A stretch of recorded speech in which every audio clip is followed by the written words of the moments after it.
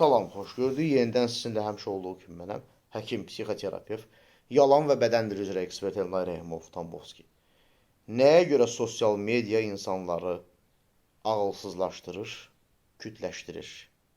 Çünki orada olan əslində qarma-qarışıq informasiyalar sadələşdirilir, təhrif olunur, qulağa və gözə xoş gəlinən vəziyyətə salınır və sürətli yayılır.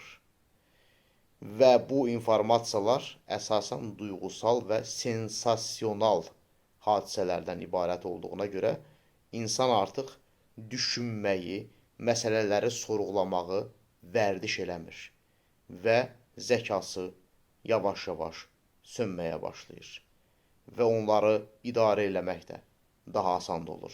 İnsan nə qədər çox duyğuları ilə hərəkət etsə, onları manipulə eləmək bir o qədər də asanlaşır. Diqqətinizə görə minnətdaram. Sağ olun.